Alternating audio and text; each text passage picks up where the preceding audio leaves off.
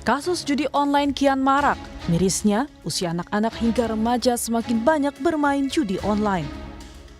Ketua PPATK Ivan Yustifandana bilang, nilai transaksi judi online yang melibatkan anak dan remaja mencapai 293 miliar rupiah. Tak sekedar jumlah anak, PPATK mengklaim memiliki data anak yang terlibat judi online. Seperti nama dan alamat tempat tinggal, Ivan bilang data itu sudah diserahkan ke kepolisian. Dan secara keseluruhan, dari usia kurang dari 11 tahun sampai 19 tahun, ada 197.054 ribu peserta atau anak gitu ya. Total depositnya 293,4 miliar rupiah dengan transaksi berjumlah 2,2. Komisi Perlindungan Anak Indonesia KPAI merekomendasikan agar satuan pendidikan bisa menangani seandainya anak terlibat judi online. Sebab ini berpotensi menjadi anak-anak yang berhadapan dengan hukum. Namun, tak hanya itu persoalannya. Judi online yang makin merajalela konon dikendalikan oleh sosok berinisial T yang disebut kebal hukum. Hal ini disampaikan Kepala Badan Perlindungan Pekerja Migran Indonesia atau BP2MI, Beni Rahmadani, yang bilang sosok berinisial T tidak pernah tersentuh hukum meski identitasnya diketahui. Menurut Beni, sosok T mengendalikan judi dan scamming online di Indonesia dari Kamboja. Untuk hal ini, saya menyatakan di depan Presiden, Panglima TNI dan Kapolri, sebetulnya sangat mudah untuk menangkap siapa aktor di balik bisnis judi online di Kamboja dan siapa aktor di balik scamming online. Saya cukup menyebut inisialnya T aja paling depan lah. Yang kedua saya nggak perlu sebut, dan ini saya sebut di depan Presiden.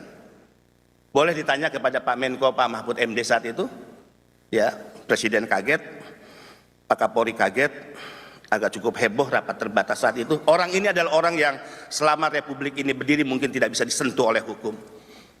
Mohon maaf dengan segala hormat. Saatnya negara mengambil tindakan tegas, tidak hanya menyeret para calo, kaki tangan, tapi mampu hukum menyentuh para bandar, para tekong, mereka yang kita kategorikan sebagai penjahat, penjual anak bangsa yang selama ini mengambil keuntungan dan pesta pora dari bisnis haram perdagangan manusia.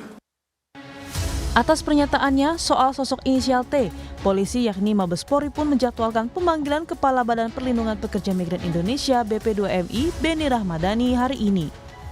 Maka langkah-langkah Polri dalam hal ini oleh Barreskrim, Direktorat Tipidum akan melakukan langkah-langkah untuk memanggil, ya, dalam hal ini adalah terhadap saudara Beni Rahmadani yang akan dilakukan proses pemanggilan untuk klarifikasi dan mendalami informasi yang didapat tersebut pada tanggal 29 Juli 2024. Proses informasi yang kami dapatikan masih informasi yang belum bisa dijelaskan oleh Pak Beni. Maka tentunya Pak Beni sebagai kapasitas saksi dalam proses penyelidikan ini kita lakukan pemeriksaan untuk kapasitas saksi. Kini tak hanya fokus pada sosok berinisial T yang diduga menjadi pengendali pergerakan judi online, namun menyelamatkan para generasi penerus mulai dari anak-anak hingga remaja juga menjadi tujuan utama memberantas judi online. Tim Liputan Kompas TV.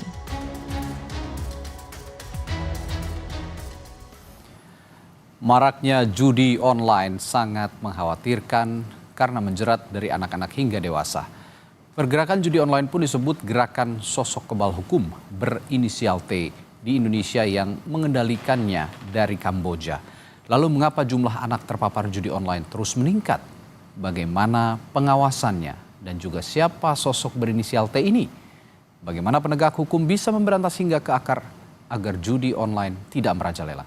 Kita akan bahas dengan sejumlah narasumber pagi hari ini melalui sambungan virtual, yakni Ketua Komisi Perlindungan Anak Indonesia KPAI Ai Mariati, ada juga Direktur Migrant Care Wahyu Susilo dan Direktur Jenderal Informasi dan Komunikasi Publik Kementerian Kominfo, sekaligus Wakil Ketua Harian Pencegahan Satgas Judi Online Usman Kansong. Selamat pagi Bapak-Bapak dan Ibu.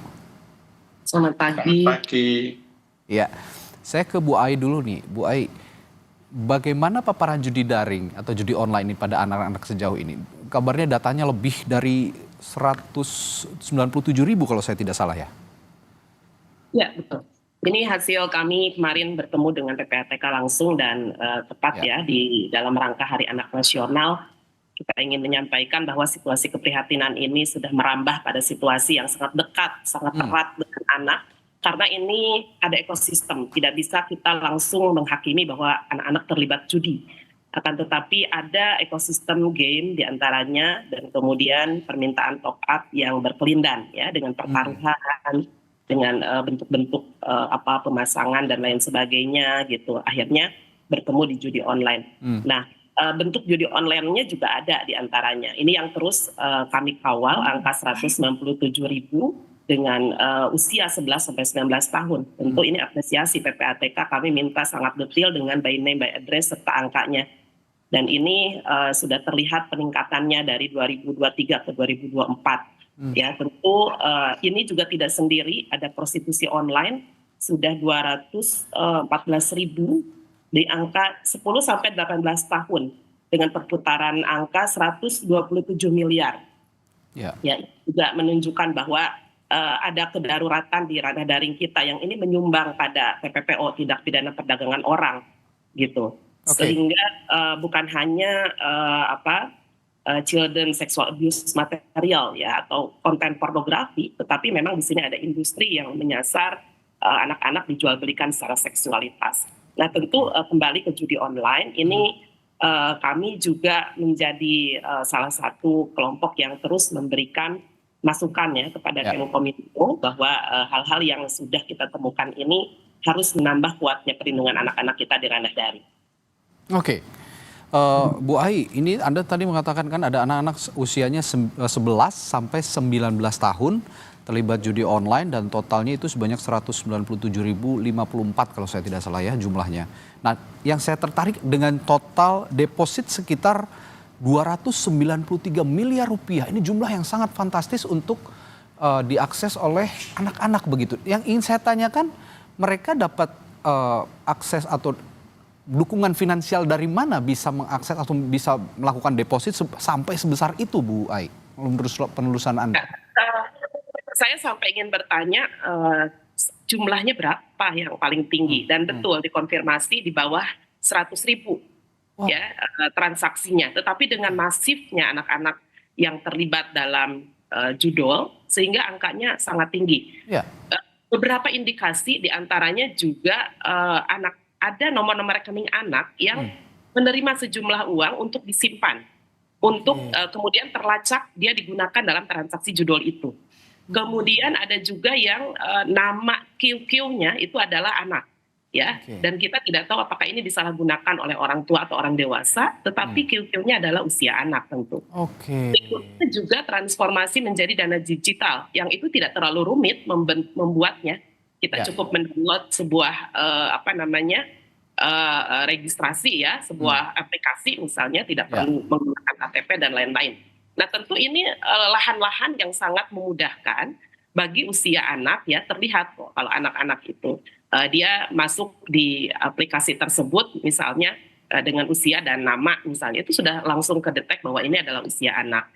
Itu banyak sekali ruang yang memudahkan ya transaksi judi online ini menggunakan kanal-kanal yang itu sangat erat dekat dengan anak. Bahkan dana digital ini kita sangat mudah gitu membuat misalnya ke salah satu GoFood gitu ya, dan lain sebagainya. Mohon maaf. Ini hal-hal yang tentu saja beberapa yang kami indikasikan menyumbang gitu pada perputaran judi online yang dimudahkan melalui dana digital. Ini yang kami terus lakukan verifikasi sehingga by name by address yang tadi disampaikan oleh PPATK itu kami kenali dan bahkan angka-angka ini apakah sudah diblokir ya, apakah sudah akumulasinya masih dari dulu atau sampai sekarang. Karena kami mengharapkan bukan hanya diumumkan tetapi ditindaklanjuti. Dan ini yang kami lakukan melalui pendekatan komunitas ya dan keluarga serta lembaga pendidikan. Karena angka-angka ini harus terurai dan anak-anak harus kembali mendapatkan kehidupan yang wajar, tidak berkelindan dengan judi online gitu Mas. Baik. Saya ke Bung Usman sebagai penjaga judi online ini kan masuk dari online, tentu saja ini daring gitu ya. Dan tentu saja Kominfo punya deteksi sebetulnya yang akses untuk mendeteksi lebih dini. Seperti apa pemberantasan judi online sejauh ini, Bung Usman? Ya, jadi sejauh terkait dengan ranah digital, ya sebelum menjawab pertanyaan Anda, kita lihat dulu instrumen regulasinya ya. Oke. Di perubahan kedua Undang-Undang ITE itu diatur di pasal 16, perlindungan anak di ranah digital. Ya, kemudian juga sudah turun, sudah terbit Peraturan Menteri Kominfo nomor 2 tahun 2024 tentang klasifikasi game. Tadi kan dikatakan sebagian atau sebagian besar judi online ini masuk melalui game. Game, ya. Ya, itu kalau terkait dengan game kita sebetulnya sudah punya regulasinya, dan di dalam semua klasifikasi game berdasarkan usia itu judi online dilarang. Oke. Ya, kebanyakan barangkali ini dugaan kita dan memang sudah menjadi temuan, dia menyaru atau menyamar sebagai game. Ya, sebetulnya dia adalah situs judi online yang ditandai dengan adanya top up misalnya seperti itu. Nah, kita mendeteksi dengan berbagai mekanisme, ada 3 mekanisme. Kita memiliki mesin artificial intelligence yang bekerja secara otomatis untuk mengidentifikasi konten-konten negatif, termasuk judi online.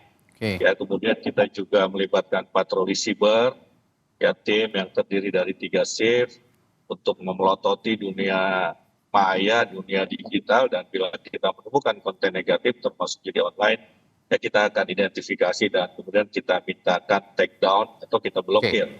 Dan yang ketiga ini laporan masyarakat. Nah, laporan masyarakat ini saya kira menjadi hal yang penting, tadi sudah dikatakan oleh Ibu Ketua KPAI. Ya. Di dalam setiap peraturan perundang-undangan, ya termasuk tadi di Undang-Undang ITE dan Peraturan Menteri Kominfo nomor 2 tahun 2024 itu di pasal terakhir ada tentang partisipasi masyarakat. Nah, jadi memang partisipasi masyarakat sebetulnya ya kalau sudah diatur di dalam undang-undang artinya mandatori kan, kewajiban. Nah, karena itu kita juga mengajak masyarakat ya untuk mengawasi, misalnya orang tua mengawasi anak-anaknya. Ya, nah ini saya kira menjadi hal yang sangat penting, partisipasi masyarakat. Tentu pemerintah adalah lokomotifnya. Nah, nanti saya kira tadi kan dikatakan di dalam paket yang ditayangkan Kompas TV, data sudah diberikan kepada Polri. Ya, ini tadi juga kan harus dilacak juga seperti Ibu Ketua KPI sampaikan. Ini apakah rekening anak yang disalahgunakan oleh orang dewasa untuk bermain judi online atau seperti apa, ya supaya bisa kita telusuri. Dan saya kira data itu menjadi penting karena tentu kita harus melakukan upaya-upaya rehabilitasi kalau memang anak-anak betul-betul terlibat dalam judi online. Di tim sudah ada Kementerian Pemberdayaan Perempuan dan Perlindungan Anak, juga ada Kementerian Koordinator PMK yang bisa membantu untuk melakukan rehabilitasi terhadap anak yang bermasalah dengan hukum, dalam hal ini hukum larangan tentang judi. Oke, Bung Usman, Anda mengatakan tadi sejauh ini juga patroli siber intensif begitu ya, melakukan pengawasan, melihat potensi-potensi situs yang mengarah ke judi online begitu. Ada 3 shift Anda mengatakan tadi patroli siber itu, dan tetap saja hari-hari ini masih ada begitu, masih sulit sekali sepertinya untuk diberantas atau diblokir dengan total begitu. Apakah kendalanya di mana? Apakah ditutup 1 lalu tumbuh 1000 atau bagaimana sebenarnya? Apa ini jadi kejar-kejaran begitu? Ya, kendalanya ini kan kendala teknologi juga ya, karena teknologi ini kan memudahkan orang berbuat baik juga berbuat jahat begitu. Nah, kita sudah take down, kita sudah blokir ya sekarang ini kalau konten judi online secara keseluruhan sudah 2,6 juta ya konten, baik berupa website maupun konten di media sosial. Kemudian kita juga sudah menutup akses dari 2 negara, yakni Kamboja dan Davao, Filipina. Ya, tetapi ya memang masih ada, ya kita akui juga memang masih ada, dan kita kalau menemukan ya tentu kita akan terus lakukan take down ya ataupun blokir begitu. Belum lagi ada hari-hari ini ada teknologi VPN ya. Kalau memang diblokir memakai VPN ternyata masih bisa mengakses website-website yang ada di luar Indonesia yang akhirnya juga bisa saja diakses oleh anak di bawah umur. Saya ke Migrant Care, Pak Susilo. Ini data dari Migrant Care, bagaimana para korban di luar negeri ini bisa dijadikan scammer atau operator judi online. Ini saya melihat pintu masuknya, entry point-nya, ini adalah tindak pidana perdagangan orang. Sejauh ini skemanya bagaimana yang Anda deteksi dari Migrant Care?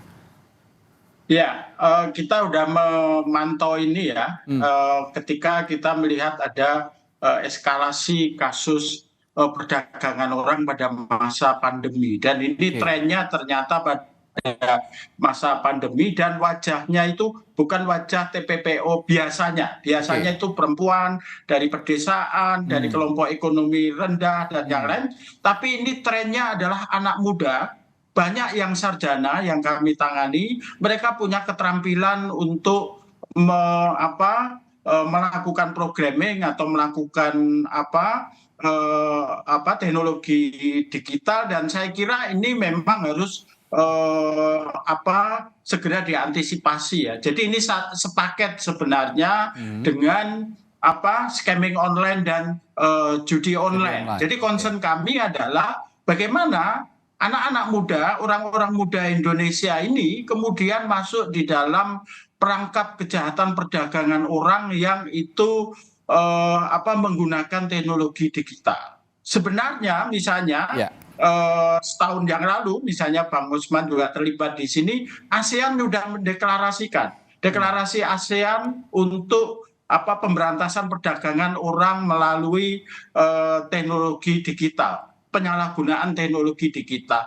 Nah, inilah perangkat yang sebenarnya bisa digunakan oleh pemerintah Indonesia dalam kerjasama antar bangsa di kawasan ASEAN. Karena ternyata lokus dari kejahatan ini ada di, misalnya tadi di Davao, di Kamboja, di Myanmar, kemudian di Laos, di tempat-tempat inilah sayang sekali judi itu legal. Jadi ini juga siasat ya, ketika mereka mengoperasikan ini di Indonesia, judi sampai sekarang kita nggak melakukan legalisasi judi. Tapi di Kamboja, di Laos, di Myanmar, negara perang, di Filipina, judi bukan hal yang dilarang. Ini siasat yang saya kira juga harus menjadi concern ya dari pemerintah Indonesia kalau ingin menyelesaikan persoalan ini dalam kerangka mekanisme ASEAN, seperti itu, Mas. Oke, dan datanya luar biasa kalau saya lihat di data Migrant Care periode 2022 hingga 2023 saja ada 223 aduan korban TPPO ya, Pak Susilo, dan berujung pada kasus judi online dan online scam. 202 diantaranya adalah negara-negara yang Anda sebutkan tadi tujuannya ya, di Myanmar, Filipina, Kamboja, Laos. Nah, kalau memang ini jadi modus begitu di negara-negara yang melegalkan judi ya, maupun judi konvensional maupun judi online, apa yang harus dilakukan? Apakah harus ada pembicaraan G2G juga supaya memang ya kalau memang ada keterlibatan orang Indonesia di sana ya di blok saja begitu? Ya, saya kira ini mekanisme harus pakai dua mekanisme ya, mekanisme regional dengan mekanisme yang tadi deklarasi ASEAN menentang penggunaan teknologi digital untuk tujuan TPPO, dan yang kedua adalah bilateral. Bilateral di sini saya kira juga konteksnya mungkin kalau hanya ngomong soal judi, mereka bisa bilang bahwa di sini kami tidak melarang, tapi konteksnya adalah ini dalam konteks perdagangan orang, dalam konteks human trafficking yang menggunakan teknologi digital. Ini yang saya kira harus dilakukan. Tentu kami menagih janji sebenarnya apa yang dilakukan dulu sehabis deklarasi itu ditandatangani di Labuan Bajo, sebulan 2 bulan itu kepolisian itu melakukan tindakan-tindakan sampai kemudian mereka mengidentifikasi ada 1.230 kasus terkait ini. Tapi sampai sekarang itu nggak ada tindak lanjutnya, dan apalagi sebenarnya penegakan hukum di bawah gugus tugas anti trafficking yang sekarang ketua hariannya adalah Polri harusnya lebih efektif. Tapi kami menilai selama ini TPPO terutama untuk penyalahgunaan digital ini masih jauh jalan bagi korban untuk mendapatkan keadilan seperti itu. Oke, saya kembali ke Ibu Ai dari KPAI. Kalau kita bicara judi tentu saja tidak hanya untuk anak-anak, orang dewasa juga dampaknya akan terasa negatif begitu ya kalau bermain judi begitu. Apalagi ini untuk anak-anak. Tapi yang paling terasa, yang Anda juga punya analisis dan datanya, dampak negatif paparan judi online pada anak ini yang paling bahaya apa, Bu Ai? Kita sudah banyak ya menyampaikan bahwa KPAI sendiri yang teradukan langsung dampak judi online itu anak-anak setidaknya pertama sudah mengalami ketergantungan, kecanduan, Mas. Kecanduan, ya. Jadi itu yang sangat berbahaya. Dia sudah tidak mau melakukan aktivitas lain selain aktivitas online itu, dan di dalamnya yaitu judi online. Yang kedua, ketika anak-anak ini sudah terlaporkan melakukan tindakan kriminalitas, dia sudah mencuri, ya, dan sampai mengerjai misalnya temannya dan lain sebagainya demi mendapatkan uang gitu. Yang ketiga, dia sudah depresi. Orang tua tidak tahu apa penyebabnya. Ketika dia memang sudah menjedotkan kepala misalnya ya, teriak-teriak dan sudah tidak mau berhubungan berkaitan dengan orang luar. Nah ini yang teradukan ke kami mungkin hanya 5-10 situasi ini. Tetapi ternyata yang didapati di bawah fenomena gunung esnya adalah mereka justru terlibat. Nah ini yang sebetulnya tadi ya ada ruang lingkup yang ketika dampak-dampak anak ini bagaimana kita mendeteksi secara dini supaya tidak sampai pada situasi yang terlaporkan ke KPAI sudah seperti itu. Nah sehingga kerja kita memang dari hulu tengah sampai hilir gitu. Kalau dikatakan sampai detik ini kami menerima sejumlah website yang diblokir, kemudian nomor-nomor rekening ya yang sudah diblokir juga. Kami mengharapkan ini lanjut dengan diumumkan siapa sebetulnya pelakunya dan siapa ini sebetulnya yang sudah terlibat, sehingga ada efek jerah dan tidak menempatkan bahwa judi online anak ini seolah-olah ya hanya dampak saja, padahal jelas gitu ada komunitas yang disasar, ada serangkaian kamuflase permainan yang memang diperuntukkan. Karena anak-anak mengakui, Mas, dia tidak berniat main judi, tapi fiturnya, template-nya gitu ya, kadang algoritma yang masuk di dalam window area mereka di internet itu muncul. Nah ini tentu saja menurut saya bersambung ya dengan tadi yang disampaikan Pak Dirjen, Pak Usman, bahwa kami juga sedang berupaya memberi masukan kepada pemerintah bagaimana penyelenggaraan perlindungan anak ya di sistem elektronik kita itu betul-betul juga memberikan ruang apresiasi atau partisipasi terhadap anak. Karena kita ingin betul-betul bagaimana registrasi yang melibatkan usia anak ini, gitu ya. Apakah juga bisa disambungkan dengan notifikasi kepada orang tua misalnya. Setidaknya ini menjadi langkah awal untuk perlindungan. Bahwa kalau ini ada kaitan judi, orang tua bisa konfirmasi gitu ya, bukan permainan loh, ini adalah kamuflase judi misalnya. Itu pertama. Kemarin kami sudah sampaikan Pak Usman, mudah-mudahan ditindaklanjuti untuk perpres kita, peraturan pemerintah ya, atau Perkominfo, yang memang nanti secara simultan pasal demi pasal bahkan kami berikan masukan. Berikutnya juga kami kerjasama dengan para penyedia platform, bahwa apa yang kita inginkan itu bisa diimplementasi. Karena jangan-jangan kami dari penyelenggara dari para pegiat anak gitu, bahkan kami mengawasi ada fenomena yang memang harus diimplementasi di dalam konten kita itu tidak mampu, misalnya apakah data anak ini harus by klasifikasi usia atau tidak gitu ya.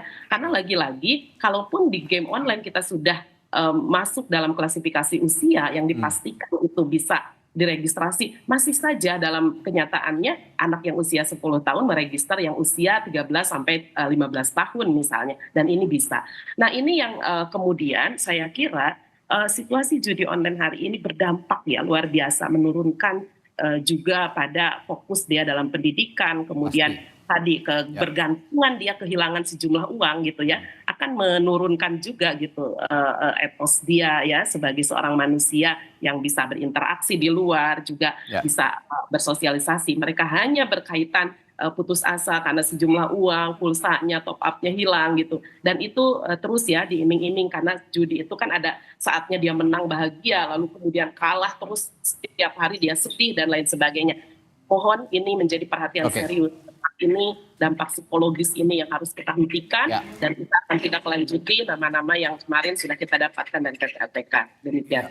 Dari KPAI, Bu Ai barusan sudah menggambarkan betapa destruktifnya judi online ini untuk anak-anak. Tidak hanya judi, seperti narkoba, tindak-tindakan kriminal lainnya yang punya dampak luar biasa bagi anak-anak. Saya jadi teringat bandar narkoba Kolombia, Pablo Escobar, yang sulit sekali pada saat itu disentuh oleh hukum, bahkan di negaranya sendiri, bahkan harus ada campur tangan DEA pada saat itu dari Amerika Serikat untuk menangkap Pablo Escobar. Nah, di Indonesia kemarin Kepala BP2MI sudah menyinggung sedikit. Ada pelaku utama atau bandar yang disebut oleh Bu Ai tadi berinisial T, dan ini selama Republik ini berdiri tidak tersentuh oleh hukum. Presiden Joko Widodo mengetahuinya, Kapolri mengetahuinya, dan mereka semua kaget. Tindak lanjut untuk kabar berinisial T yang diklaim sebagai bandar judi online ini bagaimana, dan apakah juga dari Kominfo sudah ada informasi soal ini? Saya akan tanyakan nanti setelah jeda di Sapa Indonesia Pagi. Tetaplah bersama kami. Anda tentu masih ingat drug lord atau bandar narkoba yang melegenda asal Kolombia, Pablo Escobar, yang saat itu pada saat mengedarkan narkoba, memproduksi, bahkan tidak tersentuh oleh hukum sama sekali, bahkan harus mendatangkan aparat penegak hukum dari Amerika Serikat, DEA. Nah, saat ini dalam konteks judi online yang kita bahas pagi hari ini, sempat disinggung oleh Kepala BP2MI, ada sosok berinisial T yang mengoperasikan bahkan menjadi lordnya judi online begitu ya di Indonesia, dan skalanya internasional, tapi juga tidak tersentuh oleh hukum. Bahkan Presiden Joko Widodo sudah mengetahui hal ini, Kapolri Jenderal Sigit Prabowo juga sudah mengetahui hal ini. Bagaimana tindak lanjutnya, dan apakah pemerintah dalam hal ini juga yang kami hadirkan pagi hari ini ada perwakilan dari Kominfo, Pak Usman Kansong. Apakah sudah mengetahui kabar ini Pak sejauh ini dan dikoordinasikan secara menyeluruh begitu dengan stakeholder yang terlibat dalam pemberantasan judi online? Iya, saya secara personal ya mengetahui kabar ini juga dari berita. Oke. Ya, saya sempat secara pribadi juga menghubungi Pak Benny Ramdhani karena memang saya kenal baik dengan beliau. Ya, kita sudah diskusi ya, tetapi memang bukan pada tempatnya ketika saya tanya siapa sih itu begitu kan. Memang kan ini Pak Benny sudah akan dimintai keterangan oleh polisi ya sore nanti atau siang nanti, dan memang pada tepatnya ketika Pak Benny menyebutkannya itu di penyidik atau Polri begitu. Nah, nanti kita lihat seperti apa ya. Memang mestinya ya tidak boleh ada orang yang tidak bisa tersentuh hukum. Ya, sebagai negara hukum saya kira seperti itu. Oke, artinya informasi ini Anda terima bukan dari, maksudnya tidak terkonsolidasi oleh misalnya dari Presiden begitu ya, tapi memang dari Pak Benny sendiri ya? Iya, lewat berita juga itu. Oh, lewat berita ya, juga. Lewat berita juga. Oke. Dan Pak Benny ini kan tidak menyampaikan secara resmi katakanlah ke Satgas Pemberantasan Judi Online begitu kan. Nah, saat ini juga Barreskrim Polri dan kepolisian juga sebenarnya mendorong untuk ada laporan begitu ya dari Pak Benny sendiri untuk mengungkap siapa sosok T ini agar bisa ditelusuri dan diselidiki begitu.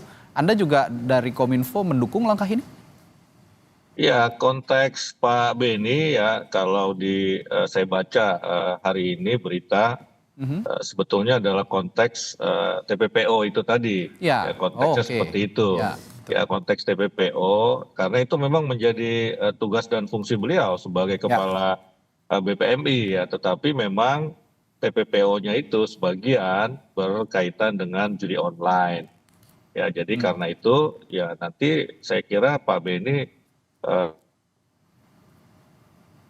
akan menjelaskan kepada konteksnya ya, kemudian substansinya seperti apa.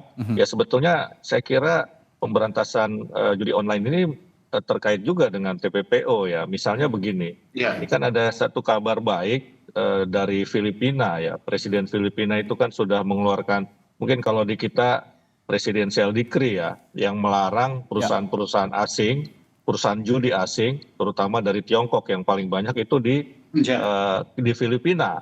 Nah ini mengatasi dua persoalan sekaligus. Yang pertama adalah judi online-nya sendiri dan kemudian TPPO. Ya TPPO itu pekerjanya banyak. Yang asing saja datanya itu sampai 13.000 sampai 26.000 begitu. Nah ini saya kira kabar yang bagus sekali ya, sehingga kalau memang nanti dalam penjelasannya kepada Polri dan Polri bisa mengambil langkah yang baik. Nah, ini dua persoalan bisa teratasi sekaligus ini, judi online dan TPPO sendiri. Ya.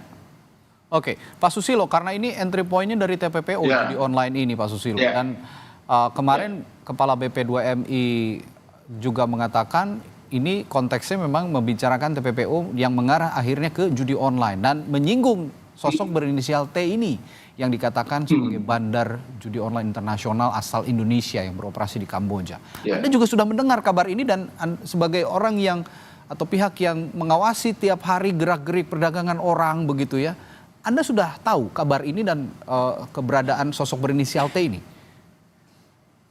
Saya kira saya harus jujur mengatakan bahwa desas-desus ini selalu dikatakan tapi nggak pernah selalu dibuktikan ya. Ini yang saya kira memang sudah layak ya. Misalnya Pak Beni bisa memberi keterangan yang jujur ya mengenai ini. Tapi yang senyatanya memang soal judi online ini adalah soal sindikat ya. Soal sindikat di mana berbagai pihak punya kontribusi untuk terjadinya hal ini gitu ya. Jadi investigasi kita awal pada saat kasus-kasus scamming online yang kemudian ternyata juga terjadi judi online, ini memang menggunakan denah, menggunakan rute, menggunakan skema perekrutan tenaga kerja, perekrutan pekerja migran yang sebenarnya itu juga skema TPPO. Nah, kemudian siasat-siasat yang dipakai itu sangat cerdik sekali gitu ya. Misalnya pada saat ini kan rekrutmen terjadi paling banyak pada masa pandemi, pada masa pembatasan mobilitas. Nah, bagaimana mereka kemudian bisa menerbangkan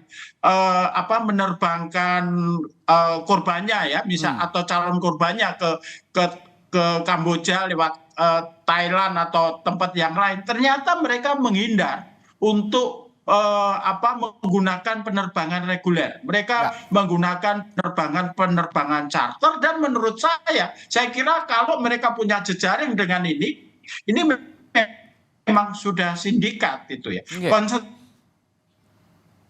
saya bukan soal siapa T atau siapa yang lain, tapi bagaimana sindikat ini bisa diurai, sindikat ini bisa diidentifikasi sehingga lapangan. Karena yang ditangkepin polisi sekarang baru pelaku-pelaku di tingkat lapangan, tapi siapa yang ada di belakang ini yang menurut saya juga penting. Oke, sindikat diurai dan diidentifikasi, ini yang saya garis bawahi. Lalu pertanyaan saya berikutnya, apakah sulit untuk mengungkap siapa sosok T ini dari aparat penegak hukum yang ada di Indonesia? Dan mungkin saja jika memang ada bukti yang kuat bisa menangkap dan memproses secara hukum yang katanya kebal dari hukum, dan sekarang waktunya memproses secara hukum sosok berinisial T ini menurut Anda, Pak Susilo? Saya mengilustrasikan kasus ini seperti kasus kriminalisasi terhadap Romo Pakopol Hukam. Waktu itu Pak Mahfud MD datang, diberikan 5 nama yang terlibat di dalam proses kriminalisasi, di mana pekerjaan 5 orang ini memang sebenarnya adalah bisnis TPPO di kawasan ada, dan saya juga punya itu di kantong Pak Mahfud. Pak Mahfud bilang waktu itu juga sudah ada di kantong saya, tapi sampai sekarang nggak pernah ada tindakan untuk itu. Saya khawatir kalau kita hanya kalau dalam bahasa Malaysianya berbual-bual dalangnya ini, tapi tidak pernah melakukan tindakan-tindakan konkret. Itu sama saja memberi harapan palsu sebenarnya pada korban TPPO atau. Ya, Pak Susilo, maaf. Apa yang membuat sulit jika memang semua juga, sudah mengetahui? Maaf, Pak Susilo. Ya, sepertinya koneksi Pak Susilo juga tidak terlalu baik. Tapi selanjutnya akan saya tanyakan juga. Soal ya. Halo. Ya, silakan Pak Susilo. Ya. Ya. Ya, kami mengalami kendala komunikasi dengan Pak Susilo. Sepertinya nanti juga akan kami. Saya kira kalau tanyakan. kita lihat dari kasus, halo. Ya, silakan Pak. Halo. Ya, silakan. Iya. Saya kira keterlibatan aparat itu menjadi salah satu barier ya. Bahkan waktu itu yang terlibat adalah wakil kepala BIN daerah seperti itu. Oke, ini ada keterlibatan aparat yang sempat disinggung oleh Pak Susilo tadi dari Migrant Care. Ini yang sama-sama juga menjadi pertanyaan publik. Jika memang sesulit itu, artinya memang sosok T ini dilindungi begitu. Seperti halnya Pablo Escobar yang saya singgung tadi di Kolombia. Aparat penegak hukum di Kolombianya, bahkan aparat militernya sendiri melindungi Pablo Escobar pada saat itu. Dan jangan sampai ini terjadi juga di Indonesia. Dan sehingga kita juga harus mengawasi bersama jika memang ada keterlibatan aparat penegak hukum kita yang melindungi secara terang-terangan sosok yang dikatakan Kepala BP2MI tadi berinisial T. Saya kembali ke Ibu Ai kalau begitu. Bu Ai, tadi kan Anda menyinggung juga kalau mau diberantas ya pelaku utamanya atau bandarnya yang jangan tanggung-tanggung ya diungkap, diselidiki, dihukum begitu. Nah, menurut Anda sesulit itukah menangkap seorang bandar judi online yang dikatakan Kepala BP2MI tadi tidak tersentuh oleh hukum, Bu Ai? Seharusnya tidak ya, kalau political will kita berkomitmen dengan seluruh yang terjadi. Kita lihat berdampak pada realitas anak-anak kita ya. Saya tidak orang dewasa ya, karena dia sudah punya keputusan dalam hidupnya. Tetapi bayangkan kalau ini banyak sekali kamuflasenya, dia berbentuk misalnya bentuk-bentuk prostitusi online ya, kemudian juga berbentuk bahkan TPPU yang melibatkan anak. Ini kan tentu saja harusnya data itu sudah ada di pemerintah ya, by name by address. Kita tahu PPATK menggunakan investigasi analisis transaksi yang sangat canggih, sehingga ini yang kami lakukan MOU antara KPAI dengan PPATK sehingga ingin tahu perluasan dan jangkauan siapa anak-anak korban kita. Tentu ini perilaku yang berbeda. Andai kalau orang dewasa itu jelas ada pendekatan hukum penegakannya ya. Dan andai dia pelaku itu sudah jelas apa saja yang akan dia peroleh. Tetapi kalau bicara anak ini tentu ada langkah rehabilitasi di hilir. Bahkan mungkin orang tua dan sekolah tidak tahu bahwa anak-anak ini, saya harus sampaikan ada 2 kecamatan terbesar dan tertinggi ya judi online, yaitu di Karawaci, kemudian di Cengkareng dan Kemayoran untuk Jakarta. Kita bisa identifikasi ini lingkungan yang harus betul-betul memberikan dampak-dampak kepada anak-anak kita sehingga situasi judi ini tidak merangsek ya pada pemikiran anak. Kita kalau anaknya sendiri melihat orang tuanya main judi itu bagaimana ya? Nah ini sesungguhnya harus kita putus mata rantai ini.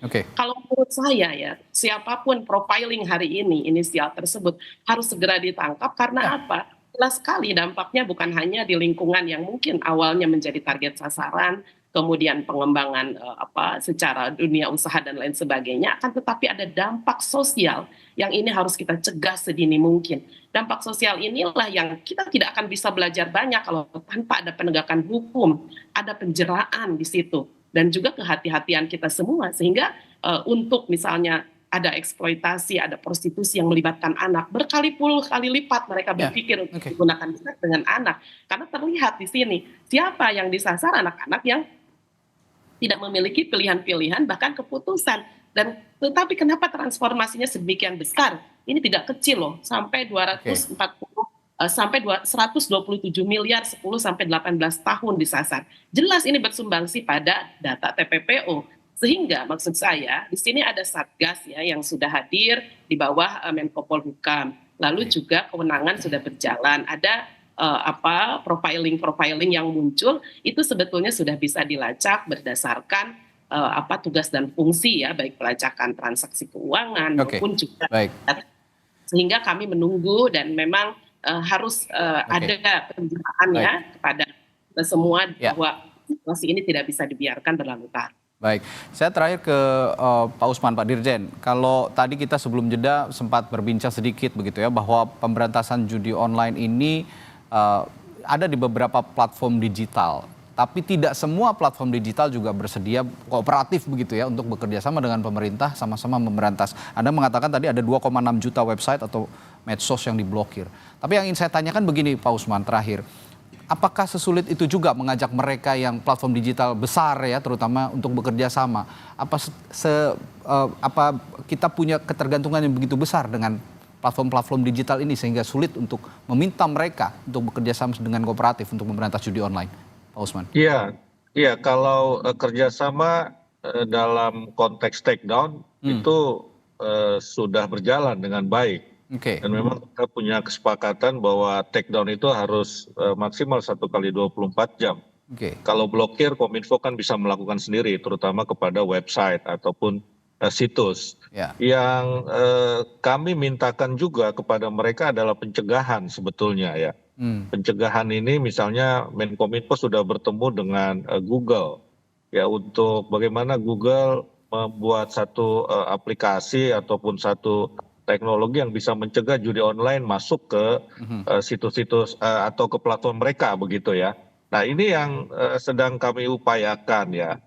Kalau kita lihat rezim platform ini itu kan bukan rezim pencegahan ya, bukan rezim sensor ya, tapi rezim takedown muncul baru kemudian kita take down begitu. Nah tetapi kita juga sudah menyurati ya semua platform ya agar tidak memasukkan iklan judi online dan itu sudah dipatuhi. Terakhir kami ini kan menyurati atau memberi peringatan kedua kepada Telegram ya. Telegram bersedia bekerja sama kooperatif sehingga langkah-langkah administratif lainnya misalnya pemblokiran itu tidak perlu kami lakukan begitu, karena kalau Telegram itu begitu kita blokir bukan kontennya yang kita blokir, bukan hanya konten tapi satu aplikasi kita blokir karena dia sifatnya privat. Dan kita tahu ada judi online di Telegram itu karena laporan masyarakat, karena Telegram sekali lagi adalah aplikasi privat yang kita tidak bisa menembus karena enskripsinya sedemikian rupa begitu. Pernah kita blokir tapi waktu itu kasus terorisme 2017 ya Telegram. Nah jadi seperti itu kondisinya.